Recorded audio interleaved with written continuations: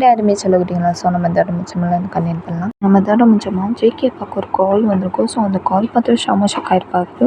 இதோட தான் முடிஞ்சதுன்னா வாங்க கதைக்குள்ள போகலாம். ஜேகேப்பா அவர் மொபைல் எடுத்து பார்த்துட்டு ஜேகேப்பா அந்த மாதிரி யோசிக்கிறாங்க. இவன் எதுக்கு இப்போ கால் பண்ணுறான் அந்த தயாங்க, எதுக்கு இப்போ கால் பண்ணுறான்னு தெரியலையே அப்படின்னு சொல்லிட்டு ஜேகேப்பா தான் யோசிச்சுட்டே இருக்காரு. ஜேகே இந்த மாதிரி அவங்க அப்பாவை கூப்பிட்டுக்கிட்டே இருக்கான். ஆனால் அவங்க அப்பா காதலே வாங்கலாம். ஸோ தயாங்க எதுக்கு இப்போ கால் பண்ணுறான் அப்படின்னு தான் இருக்குது. அப்படியே யோசிச்சுட்டு இருக்காரு.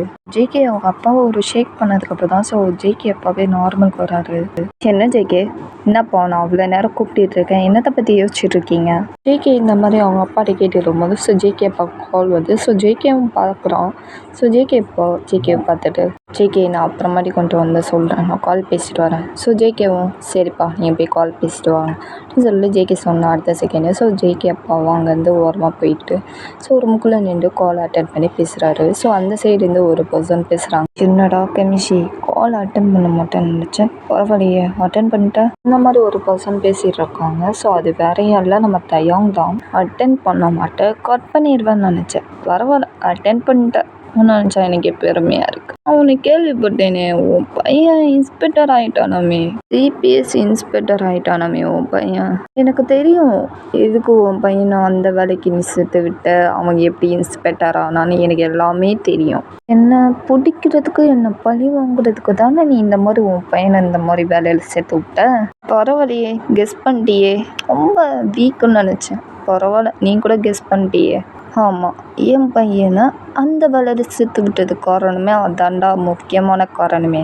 உன்னை பிடிச்சி அவன் ஜெயிலில் போட்டு உன்னை கொலை திங்க வச்சு உனக்கு தூக்கு தண்டனை வாங்கி கொடுக்குறேன். என் பையன் தாண்டா உனக்கு கண்டிப்பாக அந்த தண்டனையை வாங்கி கொடுப்பான். ஆனால் நீ பண்ண அட்டூழியத்துக்கோ நீ பண்ண இதுக்கோ கண்டிப்பாக உனக்கு தண்டனை கிடைக்கும்டா. என்னோட பையன் உனக்கு கண்டிப்பாக ஜெயிலில் தூக்கு தண்டனை வாங்கி கொடுப்பான்டா. கண்டிப்பாக இது நடக்கும், நீயே ஒரு நாள் பார்க்க தான் போகிற. ஜேகேப்பா இந்த மாதிரி ரொம்ப கோவமாகவே தாயிட்ட பேசியிருக்காங்க. ஸோ தாயங்க செம்ம கடுப்பாக அது இந்த மாதிரி பேசுகிறதெல்லாம் கேட்டோன்னே. என்ன கெமிஷி என்னை மிரட்டுறியா? ஐயோ பயந்துட்டேன், போடா வெண்ண, உன்னாலே என்னை சுத்தமாக பிடிக்க முடியல, இதில் உன் பையனை வர இன்ஸ்பெக்டர் ஆக்கி என்ன ஜெயிலில் பிடிச்சி தூக்கி போட்டுருவானா உன் பையன்? கண்டிப்பாக நடக்கும் தாயம், உனக்கு கண்டிப்பாக என் பையன் உனக்கு தூக்கு தண்டனை வாங்கி கொடுப்பான்டா. ஓ தூக்கு தண்டனை வாங்கி கொடுப்பான், உன்னாலே ஒரு பருப்பு பிடுங்க முடியல என்கிட்ட வந்து, இதில் உன் பையன் வந்து வீராப்பா வந்து என்னை வந்து பிடுங்க போகிறானா? என்ன கெமிஷி உன்னாலே என்னை சுத்தமாக பிடிக்க முடியல, எவ்வளவோ ட்ரை பண்ணேன் என்னை பிடிக்கிறதுக்கு, ஆனால் அப்போ கூட உன் கையில் நான் சிக்கவே இல்லை. உன்னாலே ஒரு மயிறு பிடுங்க முடியல, இதில் வர உன் பையன் வந்து என்னை வந்து பிடுங்குவானா, பிடிச்சிருவானா, ஜெயிலில் பிடிச்சி தூக்கு தண்டனை வாங்கி கொடுத்துருவானா? நீ என்ன பிடிக்க முடியாமல் குற்ற உணர்ச்சியோட தோற்று போய் ஃபெயிலில் இருந்தியோ, அதே மாதிரி உன் பையனை என்னை பிடிக்க முடியாமல் குற்ற உணர்ச்சியோட தோற்று போய் ஃபெயிலில் கண்டிப்பாக இருப்பான். அது மட்டும் நடக்கவே நடக்காது தாயம், கனவுல கூட நினைக்காத தாயம். என் பையன் என்ன நினச்சா என் பையனை பற்றி? அவன் ஒரு தைரியமான ஆள், அவன் ஒன்று முடிவு பண்ணிட்டானா அதை முடிக்காமல் அவன் விடவே மாட்டான்டா. கண்டிப்பாக நீ அவன்கிட்ட தோற்று போய் இதே மாதிரி நான் எப்படி குற்ற உணர்ச்சியில் இருந்தேனோ நீ அதே மாதிரி குற்ற உணர்ச்சியில் ஜெயிலில் இருப்பாடா. இவ்வளோ தைரியமாக பேசுகிற, யார் குற்ற உணர்ச்சியோட ஜெயிலில் இருக்கா? உன் பையன் என்ன பிடிக்க முடியாமல் தோற்று போய் குற்ற உணர்ச்சியோட ஃபெயிலில் இருக்கான்னு யார் இருக்கான்னு நானும் பார்க்குறேன். நான் ஃபெயிலில் தோற்று போய் ஜெயிலில் இருக்கானா இல்லை உன் பையன் தோற்று போய் ஃபெயிலில் இருக்கானான்னு பார்த்துடலாமா? பார்க்க தானே போகிற தாயம், பார்க்குறேன். அதுக்கு முன்னாடி நான் உன்கிட்ட ஒன்று சொல்லி அவனுக்கு கெமிஷி. என்ன சொல்ல போகிற? அவசரப்படாத, அவ்வளோ அவசரமா? சொல்கிறேன் கேளு. தயங்கோ இந்த மாதிரி ஜெயிக்க போட்ட எல்லாமே ரொம்ப ரகடாக ரொம்ப ரூடாகவே பேசிகிட்டு இருக்கான். கெமிஷி இது வரைக்கும் நீ உசுரோடு இருக்க, ஆனால் இனிமே உன் உசுறு உன் ஃபேமிலி கையில் தான் இருக்குது. அண்ட் உன் உசுர் மட்டும் இல்லை, உன்னோட ஒட்டுமொத்த ஃபேமிலி கையிலையும் ஒரு உசுரோட தான் இருக்குது. உனக்கு புரியல தயம், என்ன பேசுகிற நீனு? புரியலையா? இது தெளிவாக சொல்கிறேன் கேளு. தான் உன்னோட ஃபேமிலியில் ஒருத்தவங்க, அவங்க கையாலேயே எல்லாத்துக்குமே சாவு நடக்க போகுது. தயங்க இந்த மாதிரி ஜேகே பாட்ட ரொம்ப ரூடாகவே பேசிகிட்டு இருக்கான். ஜேகே அப்பாவுக்கு இதை கேட்டோன்னா செம்ம ஷாக்கு. என்ன சொல்கிற தயம், என்ன பிளான் பண்ணி வச்சுருக்க? சுச்சோ இப்போ எது கூப்பிட்ற? Cool cool கூப்பிடாத. டென்ஷன் ஆகி உனக்கு பிபி ப்ரெஷர் ஏறி அப்புறம் நீ மண்டையை போட்டுட்டேன்னா அப்புறம் ஏன் பிளான் சொதப்பிடும்ல. அமைதியா பேசு புரியுதா?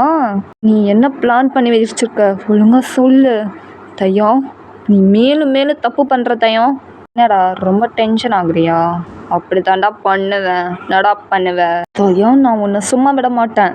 ஐயா, உன்னாலே ஒரு பருப்பு பிடுங்க முடியல, அதில் சும்மா விட மாட்டேன் டைலாக் மட்டும் வந்துடும் உடனே.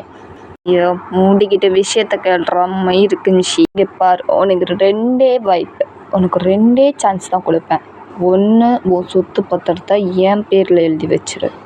அப்புறம் உன் ஃபேமிலியை நீ காப்பாற்றிக்கணும். அப்படி மாட்டேன்னு சொன்னேன்னா கண்டிப்பாக உன் ஃபேமிலியில் எல்லோருமே கண்டிப்பாக சாவு கன்ஃபார்ம்.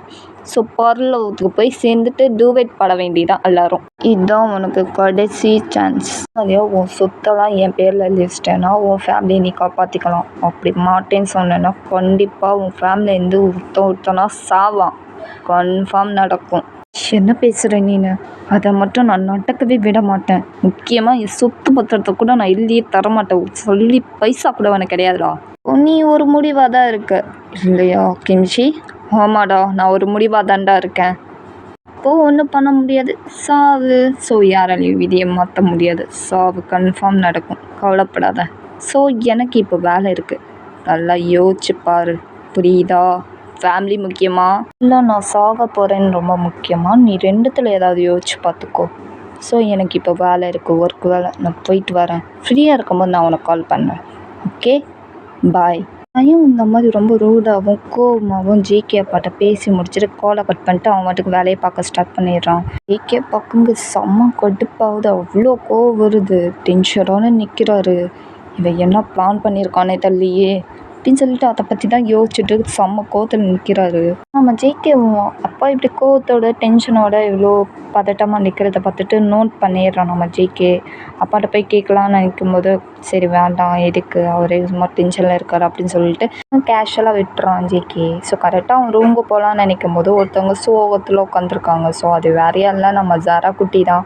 ஜேகே ஜாரா குட்டியை பார்த்துட்டு இவ எதுக்கு இப்போ சோகத்தில் உட்காந்துருக்கா, இவளுக்கு என்ன ஆச்சு, இவ எப்போவுமே துருத்துருன்னு இருப்பா, விளாண்டுட்டு ஏதாவது ஒன்று பண்ணிகிட்டு இருப்பா, இன்றைக்கி என்ன சோகத்தில் உட்காந்துருக்காங்க மேடம் அப்படின்னு சொல்லிட்டு மனசில் நினச்சிட்டு ஜேகே வந்து பக்கத்தில் வந்துட்டு நம்ம ஜேகே கேட்குறான்.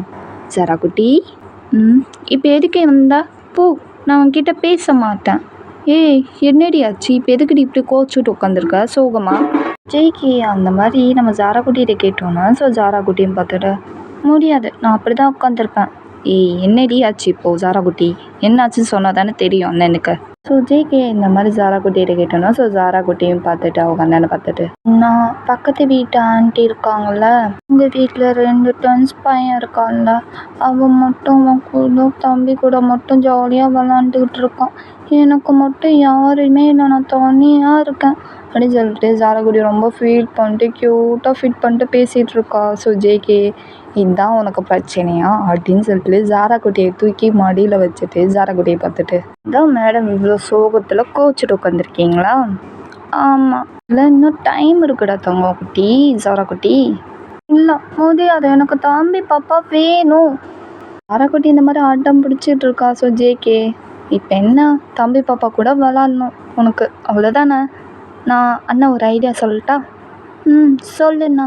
ஸோ ஜேகேவும் ஜாரா குட்டிகிட்ட இந்த மாதிரி சொல்லிகிட்டு இருக்கான். அண்ணிகிட்ட போயிட்டு குச்சி ரக்கம்மா, எனக்கு தம்பி பாப்பா வேணும், நான் தம்பி பாப்பா கூட விளாட்ணும் ஆசைப்பட்றேன், எனக்கு தம்பி பாப்பா கொடுப்பீங்களா அப்படின்னு போய் கேளு அண்ணிகிட்ட, சரியா? அண்ணிகிட்ட இந்த மாதிரி கேட்கணுமா? ஆமாம் செல்லக்குட்டி, நீ அண்ணிகிட்ட போய் கேளு சரியா? சரிண்ணா, நீ சொன்ன மாதிரியே நான் அண்ணிகிட்ட போய் கேட்குறேன். அப்புறம் இன்னொரு விஷயம் ஜாரா குட்டி, அண்ணி கேட்டாங்கன்னா நானே சொன்னேன்னு சொல்லணும் புரியுதா? நான் சொன்னேன்னு சொல்லக்கூடாது.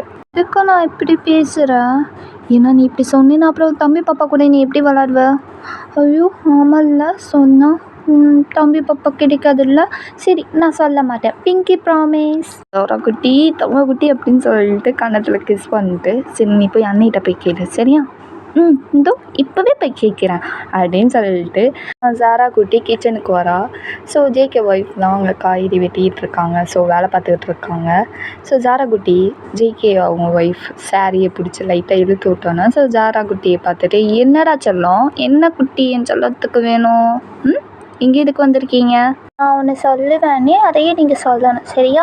ஜாராகுட்டி இந்த மாதிரி அவங்க அண்ணிட்ட சொன்னோன்னா ஸோ அவங்க அண்ணி சரி ஓகே என்ன சொல்லு. அண்ணி குச்சி குச்சி ராக்கம்மா தம்பி பாப்பா பேபி எனக்கு நீங்கள் தருவீங்களா அப்படின்னு சொல்லிட்டு ஜாராகுட்டி இந்த மாதிரி கேட்டோன்னா ஸோ இது ஜேகே ஒய்ஃப்க்கும் இது புரிஞ்சது யார் சொல்லி இந்த மாதிரி சொல்லி கொடுத்துருக்கான்ட்டு ஜாராகுட்டியை அவங்க அண்ணி தூக்கிட்டு சரி ஓகே நான் உனக்கு தரேன், ஆனால் ஒரு விஷயம் நம்ம வெளியே போகலாம் ஓகே, கிச்சன் விட்டு வெளியே போகலாம் அப்படின்னு சொல்லிட்டு ஜாராகுட்டியை தூக்கிட்டு கிச்சன் விட்டு வெளியே வந்துடுறாங்க. ஜேகே ஒய்ஃப் தான் ஜேகே கூப்பிட்றாங்க.